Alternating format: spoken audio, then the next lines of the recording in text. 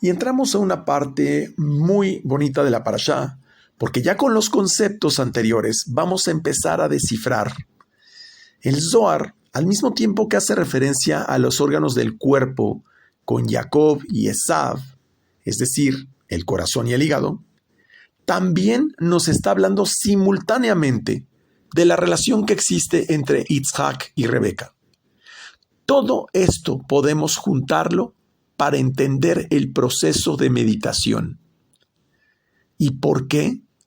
Porque toda esta historia es parte de un manual que nos enseña cómo enfrentar nuestras dificultades en la vida para conectar con un mundo superior.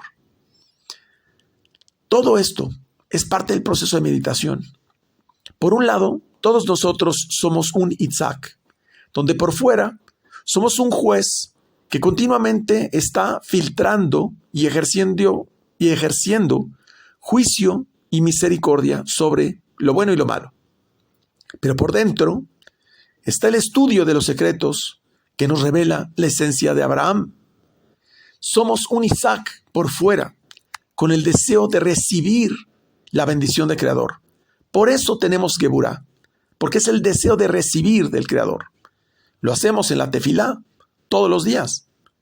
Pero también somos una Rebeca, una Rivka, que trata de actuar con bondad y con misericordia, a pesar de estar rodeados de un mundo de maldad, como una rosa que crece entre espinos. Finalmente, creamos todo tipo de meditaciones que vienen desde nuestro cerebro. Utilizamos también el corazón para imprimir emoción en nuestra meditación y finalmente la bajamos al hígado para darle materialidad. Así podemos ver que toda esta historia está relacionada en lo que nos enseña la Torá para efectos de ascender en nuestro proceso espiritual. Nosotros también somos como Isaac, que tenemos 40 años, cuando decidimos conectar con nuestro cuerpo desde el nivel del alma y cansados de ese experimento de luchar todos los días en una batalla interna. Por eso dice, Isaac tenía 40 años, en Bereshit capítulo 25, versículo 20. Representa una gran cantidad de luchas y guerras que llevamos en la vida. Dice el Zohar, ¿cuántos problemas, cuántas guerras, cuántas luchas que libran en su vida los hijos de Israel habrá desde la reunión de los exiliados hasta la resurrección de los muertos? Explica el Zohar que muchos en todo este proceso de depuración se limpiarán ellos mismos, se blanquearán y serán purificados. Por eso está escrito en Zeharyá, capítulo 13, versículo 9, los refinaré como es refinada la plata y los trataré como es tratado el oro. Sabemos que la plata representa la misericordia y el oro representa el juicio. Es decir, es el proceso de blanqueamiento y de limpieza que va pasando el pueblo de Israel en ese proceso, valga la redundancia, de refinamiento, hasta que en la era del Mashiach ya no es necesario ese refinamiento e incluso se manifiesta la resurrección de los muertos, de la cual ha hablado mucho. Y quiero solamente hacer un paréntesis. ¿Por qué habla de la resurrección de los muertos? Bien, pues Isaac es justamente un ejemplo indirectamente de lo que es una resurrección de un muerto. Isaac era un justo que estaba bajo la enseñanza de su padre Abraham. Y cuando Abraham llevó a cabo la quedá de Isaac, lo que es la atadura de Isaac, que fue a ofrecerlo erróneamente en un sacrificio a su hijo, literalmente Isaac murió. Dice que Isaac murió en ese momento. Por eso es que reconocía el olor del campo. Se refiere al Gan Edén, es decir, subió al Olam Abba y le devolvieron el alma. Por lo tanto, él en ese momento ya solamente conectaba con su Neshama. Su parte del Nefesh quedó prácticamente desconectada de Isaac. Por eso, a partir de ese momento, es que después de la queda de Isaac, es que él logra encontrar a Rebeca. Porque precisamente a los 40 años es cuando él logra conectar al nivel de la Neshama con su cuerpo. Por lo tanto, podemos metafóricamente decir que era un muerto en vida. Todo esto es toda una metáfora profundísima con la cual juega el Zohar una y otra vez. Por eso hubo todo un proceso de andar de 40 años, no solo para Isaac, también 40 años en el desierto, para el pueblo de Israel. Se refiere a este momento en la vida en que el hombre se encuentra extraviado. Aquellos que no atendieron la voz de Hashem. El desierto es un lugar de silencio donde hay un vacío que hay que llenar desde el interior. No hay nada en un desierto. Por lo tanto, es un lugar ideal para meditar, para reflexionar. Es el exilio, es decir, el tiempo de la ignorancia, donde la única forma de salir de esa condición es a través de la sabiduría. Por eso, cuando habla de los moradores del polvo, en general la Torá, los moradores del polvo, hace referencia curiosamente en esta parte del Zohar a los hijos de Het. Y bueno, sabemos que este episodio está relacionado con la parte de la cueva de Machpelah. Ya hemos hablado de ello en la parashá anterior. ¿Cuál es el significado de Het? Es muy interesante. Het tiene la letra Tav, que vale 400. Y la letra Het, propiamente, o G, que tiene valor 8. Por lo tanto, si juntamos la Tav con la G, dice Het, valor 408. Se refiere a los justos que se levantarán del polvo en el año 5408. Y porque también nos da una clave que el Zohar dice que se refiere a la palabra Hatzot, que es pues básicamente cuando estamos de madrugada antes del amanecer. Es decir, la era mesiánica no comienza exactamente en el año 6000, sino que comienza antes del año 6000 y nos da aquí la pauta acerca de Hazot. Porque Hazot se escribe Hei Zain Alef Tav. Zain Alef Tav valen también 408 y la Hei se refiere a 5. Por lo tanto, Hei Zot sería 5408. Hazot, que es el inicio de lo que habla muy sumeramente sobre el inicio de la era mesiánica. Es decir, el momento en que empiezan a revelarse poco a poco estos secretos para que el hombre deje ese exilio, salga del desierto del conocimiento.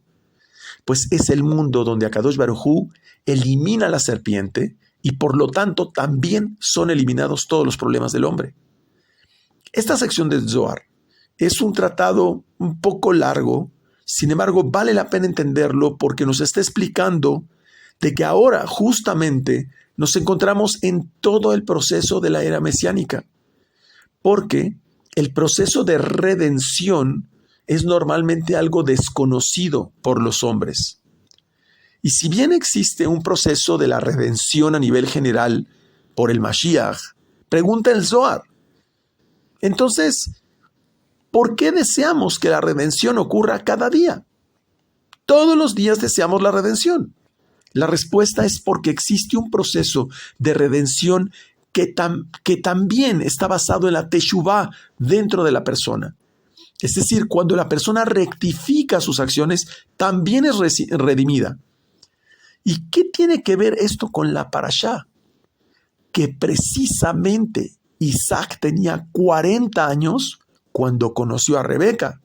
Es decir, es el momento donde él había logrado ese proceso de redención de sí mismo. Ojo, esto no está explicado así en el Zohar, es muy oscuro. Todos somos ese mismo Isaac cuando encontramos ese momento espiritual en nuestra vida. Y, como también lo narra en la historia, hasta que tenemos 60 años, podemos concebir un hijo como Isaac. Quiere decir que hasta que tenemos debidamente maduras las 6 sefirot de Zeir Anpin, porque cada una tiene 10, es cuando transformamos este mundo estéril en un mundo fértil. Pero hay una razón muy importante, y es porque este arrepentimiento, rectificación, o finalmente bien llamada como Teshuvah, es decir, regresar al camino de la Hei de Binah, este camino es el que abre la vasija para que en su momento de la era mesiánica permita que las almas de los justos se reencarnen en este mundo. Porque explica el Zohar que cuando esto ocurra, todas las reanimaciones o reencarnaciones finalmente ocurrirán al mismo tiempo. ¿Sí? Al mismo tiempo. Todos los justos se van a manifestar dentro de personas ya vivientes. ¿Quiénes son los que reciben esas almas de justos? Pues aquellos que precisamente han podido llevar su teshuvah hasta ese grado que estamos hablando, así como lo hizo Isaac. Ahora analizamos la frase que dice Bereshit, capítulo 24, versículo 28. Y crecieron los muchachos. Está hablando de cómo crecieron Esav y Jacob.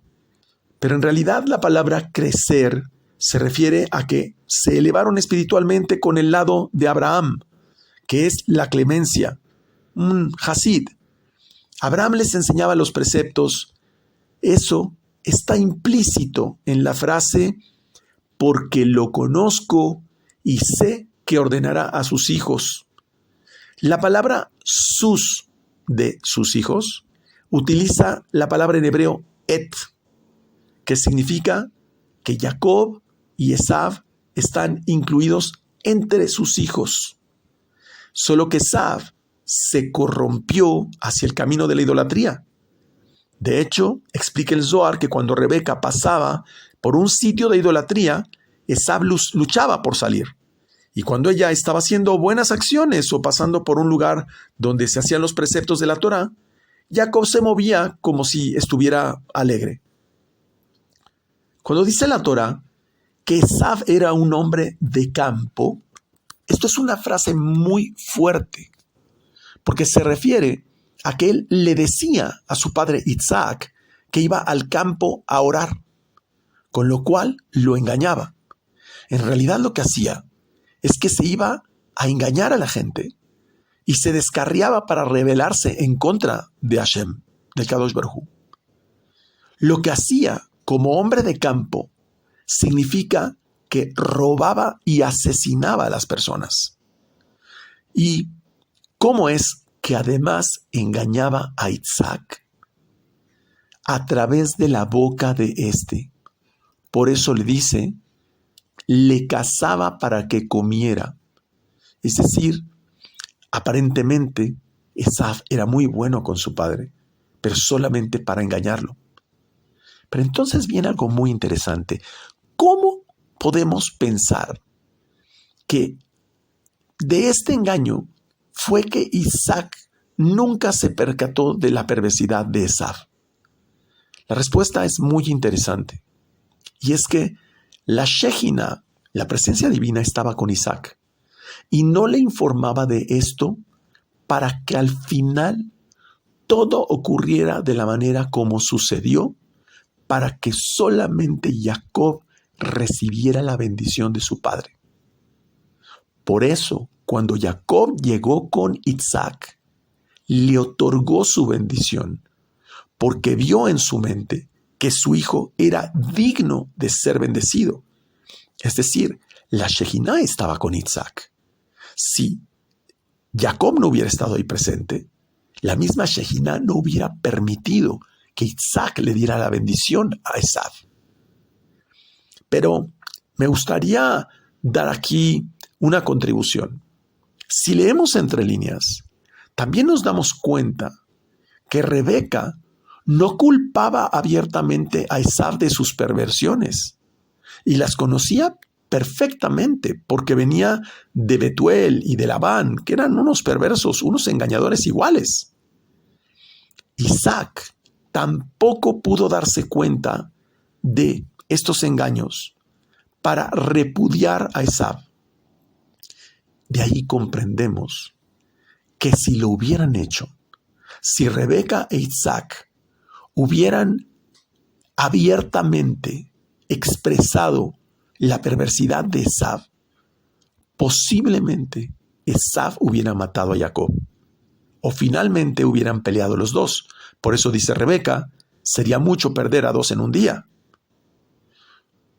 Pudo haberse repetido la misma historia de Caín y de Abel, pero en este caso Jacob astutamente quita la bendición a Esaú, e Isaac le dio numerosas bendiciones a Jacob, pensando que era Esaú, porque él no conocía el lado malo de Esaú. Pero Isaac jamás imaginó que del lado de Jacob había mucho poder intelectual y astucia para poder burlar al otro lado. Entonces reiteramos que lo que se necesita para vencer el mal no es eliminarlo, sino astucia para transformarlo. Así pues, si nosotros somos pasivos y complacientes con nuestros errores, estos terminarán por dominarnos. En cambio, cuando nosotros somos inquietos espiritualmente, empezamos a transformar el mal en nosotros. Sin embargo, Rabbi Shimon Bar Yochai tiene una parte que me sorprendió al estudiar esta parashá, porque reprende a sus alumnos diciéndoles que son unos ingenuos por pensar que Jacob engañó a Esaú. Lo dice Rashbi. Pues la Torá dice, Jacob, él era un hombre sencillo. Esto está en Bereshit 25, 27, capítulo 25, versículo 27. Lo cual significa, conforme a Rabbi Shimon Bar Yochai, que Jacob no puede engañar. Eso significa, era un hombre sencillo. Lo que ocurre es que más bien Esaú detestaba su primogenitura. Detestaba la responsabilidad, tener que predicar con el ejemplo hacia su familia. Y pidió a Jacob que la tomara sin pago alguno. Por eso está escrito en Bereshit, capítulo 25, versículo 34, respecto de Esaú, y comió, y bebió, y se levantó, y se fue, y desapareció Esaú, su primogenitura. Es decir, la entregó. Pero, ¿qué era en realidad lo que estaba haciendo Jacob? Cocinando. Y Rabbi Eleazar, el hijo de Rabbi Shimon Bar Yochai, dice, y cocinó Jacob, se refiere al duelo de Abraham, pues había muerto ese día. Por eso cocinó lentejas, que alude a un plato de una persona doliente, de duelo. Por eso era un plato así.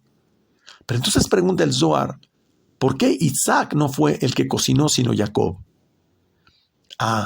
Es que cocinó con todo propósito un potaje rojo y demás platillos rojos para romper la fuerza y el poder de Esaú, que representa la sangre roja. Porque, dice Bereshit, capítulo 25, versículo 25, el primero salió pelirrojo. Pero entonces, ¿necesitamos geburá para romper la geburá? Sí. A veces necesitamos resistir el mal. Por lo tanto, el mal es geburá y nosotros tenemos que resistir el mal, lo cual implica una geburá para resistir la geburá. De eso estamos hablando. Es decir, mientras que había un gran duelo, Esaú llegó del campo cansado y quiso llegar a comer, como si nada. Pero en el momento en el cual le vendió su primogenitura a Jacob, se convirtió Esaú en un esclavo. Vamos a decodificar. Cuando el cuerpo entrega su primogenitura, es decir, cuando nosotros entregamos nuestro primer impulso, queda en calidad de esclavo el cuerpo del alma. Eso quiere decir que Esaú vendió su primogenitura y se convirtió en esclavo. Esa era la inteligencia de Jacob, que no se dejó corromper, sino por el contrario, lo gobernó. Luego entonces, Jacob era misericordioso con quien tenía que ser misericordioso, pero era estricto en el juicio con quien tenía que serlo. Ese es el secreto de Jacob que nos da a nosotros. Incluye la columna de la derecha, que es la misericordia, y la columna de la izquierda, que es la restricción y el juicio, como está en el Salmo Tehilim, capítulo 18, versículo 27. Con el misericordioso te mostrarás misericordioso, y con el perverso te mostrarás astuto. Es decir, no vamos a confrontar al perverso, sino simplemente ser astutos. Dice la parashá: y hubo hambre en la tierra. Esto está en Bereshit, capítulo 26, versículo 11. Quiere decir que Hashem prueba al justo. Hubo hambre en la tierra. Estaba Isaac. Prueba al justo, pero también dice que odia el alma de quien es perverso y quien ama la violencia. Podemos ver que todos los justos han sufrido pruebas y hasta cierto punto dificultades. Esto incluye a Adán, a Abraham, a Noah, a Isaac. Siempre les dio una oportunidad para efectos de corregir sus acciones. Jamás vino un estado de juicio sin antes darle la oportunidad que hiciera una corrección. Por el contrario, si Akadosh Baruj Hu juzgara al hombre por sus malas acciones, el mundo ni siquiera habría sobrevivido. Y aquí viene algo muy interesante, porque dice que Akadosh Baruj Hu se abstiene de enfurecerse con los justos y también con los perversos. Por lo tanto, nunca se enfurece, nunca se envidece, nunca Akadosh Baruj Hu muestra juicio en contra del hombre.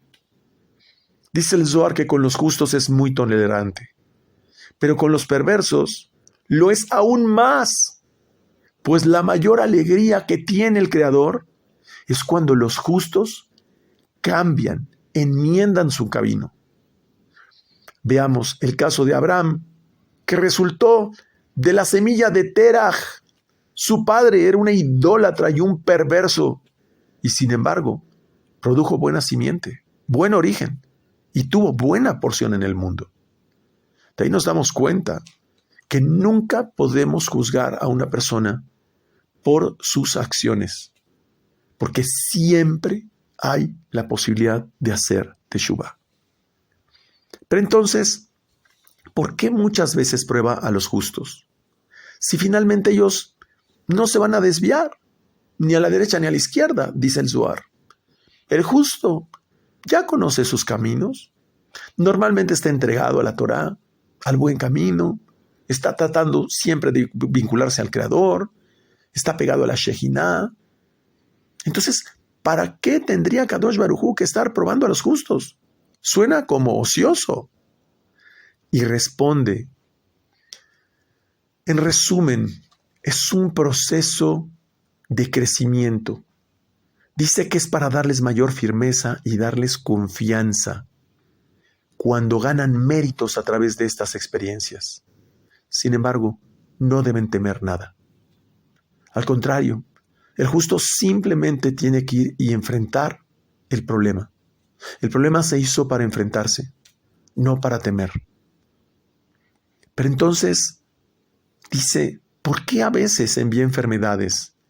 O vemos el caso de Isaac, un problema de esterilidad de su esposa.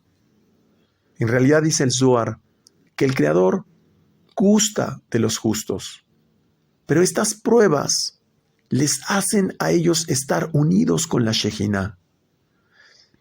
Es como esta emoción que pone el justo cuando está tratando de salir de una dificultad, activa la Shejiná a través del alma celestial. Por lo tanto, a veces el Creador, expresa el Zohar, necesita el sufrimiento del justo, porque a través de ello es como le otorga sus galardones o sus méritos. Es decir, lo hace crecer de nivel. Entonces nos habla que cuando Akadosh Baruj Hu quiere iluminar el alma de un hombre, aplasta su cuerpo. Todos aquellos que han sufrido, Hasbe Shalom, pues una enfermedad, una cirugía, una situación difícil, es cuando el cuerpo es aplastado, pero ahí es cuando el alma se vuelve más poderosa. Por eso dice mi maestro que lo que es malo para el cuerpo es bueno para el alma, y lo que es malo para el alma es bueno para el cuerpo. Por lo tanto, cuando un justo recibe pruebas, en lugar de pensar que son situaciones malas, es porque Akadosh Baruj Hu le ama. Así decía una vez mi maestro: si tienes muchos problemas, es que Akadosh Baruj Hu te ama mucho. Quiere decir, está elevando la fuerza de tu alma para beneficiarte. Te está quitando las clipot. Y así lo hizo con Abraham. De igual forma, también Akadosh Baruj Hu lo hizo con Noah. Pues en Bereshit, capítulo 6, versículo 9, está escrito: Noah era un hombre justo e íntegro. Pero dice que con el tiempo, Noah también bebió vino viejo y se embriagó. Se fijan, aquí hace la alusión a viejo. Y dice que estaba desnudo adentro de su tienda. Esto está en Bereshit, capítulo 9, versículo 21. Es decir, mezcló sabidurías impuras de la antigüedad, de otras costumbres, corrompiéndose. Por el contrario, dice que Abraham tuvo hambre y bajó a Egipto. Pero después subió de Egipto. Es decir, fue elevado al grado que tenía al principio y vino en paz y se fue en paz. Exactamente igual sucedió con Isaac. Dice, hubo hambre en la tierra. Así está escrito en Bereshit, capítulo 26, versículo 1. Dice que Isaac se fue a vivir a Gerar. Pero más tarde dice que volvió a ascender pacíficamente. Y aprendemos que tanto Abraham como Isaac, cuando migraron, digamos, en tierras extrañas, les preguntaron por su esposa. Y ambos respondieron que era su hermana. Abraham dice, es mi hermana. Isaac dice, de Rivka, es mi hermana. Debemos comprender que cuando se habla del cuerpo del patriarca, se habla de la Sefirá Malhut, es decir, de la Shejina. La presencia divina, que es como si fuese la hermana del alma, representada por la mujer del patriarca. Quiere decir que la pureza de la mujer del patriarca representa la Shejina, la presencia divina. Ambos, Abraham e Isaac, estaban pegaditos a la presencia divina y fueron merecedores de decir, es mi hermana, refiriéndose a la Shejina, porque los justos son como una carroza, son como un vehículo que traen continuamente bendición divina a este mundo y lo hacen a través de su esposa y de su semilla. Entonces, la Shejina es como si fuera su hermana del alma. Pero hay algo muy interesante aquí. Dice que Abimelech vio a Isaac que estaba retosando con Rivka, su esposa. En pocas palabras, dice que vio a Isaac copulando con su esposa. Precisamente alude a que la Shejina estaba con Rivka. Ya hablamos que si la pureza de Rivka era de tal nivel y representa a la Shejina, y por otro lado, Isaac era un justo, ¿cómo es que Abimelech los vio copulando? Pero es que esto no puede ser, porque además sabemos que un justo no realiza sus deberes maritales a la luz del día, lo cual aprendemos que la relación sexual ocurre en Hatzot, es decir, a la medianoche y de preferencia, por supuesto, en Shabbat. Pues los hijos de Israel se abstienen de cohabitar a la luz del día. Entonces, ¿cómo alguien como Abimelech pudo verlos copular? Y más aún, ¿cómo un hombre del nivel de Isaac podía tener una relación con su esposa a la mitad del día? Es que aquí hay un gran secreto. Dice que Abimelech miró por la ventana en Bereshit, capítulo 26, versículo 8. Pero es que este es un código. No era la ventana de su casa. Se refiere a la ventana que mira a las estrellas, la ventana astral. Porque en Shoftim, capítulo 5, versículo 28, en Jueces, dice: porque por la ventana miró la madre de Sisera. ¿Y cuál ventana se refiere? La ventana astral. Quiere decir que Abimelech consultó a las estrellas para ver si podía tomar a la esposa de Isaac. Miró la astrología de la carta astral de Isaac y se dio cuenta que no era como él le había dicho, pues no era su hermana, sino que era su esposa. Luego entonces Abimelech, con gran sabiduría, se sorprendió de esto y por eso tuvo temor de su mujer, pues se dio cuenta que ese mensaje venía por parte del Creador. Pero entonces, en pocas palabras, ¿por qué dijo que era su hermana si la presencia divina estaba con él? La razón es que en Bereshit capítulo 20 versículo 11 dice: ciertamente el temor a Elohim no está en este lugar. Es decir, que todos ellos, los que habitaban en el lugar donde estaba Abimelech, estaban completamente desconectados de la espiritualidad. No había fe en ese lugar, no había emuná, no había conexión, solamente había idolatría. Por eso es que Abimelech consulta las estrellas. Las razones por la cual la Shejiná no habita fuera de la tierra santa. Por eso la presencia divina no estaba en ese lugar. Porque la Shejiná, repito, no habita fuera de la tierra santa. Y aprendemos un gran mensaje. Y es que fuera de la tierra de la meditación, que es la tierra santa, no existe la fe. Lo que existe es la especulación de lo que la gente le llama fe.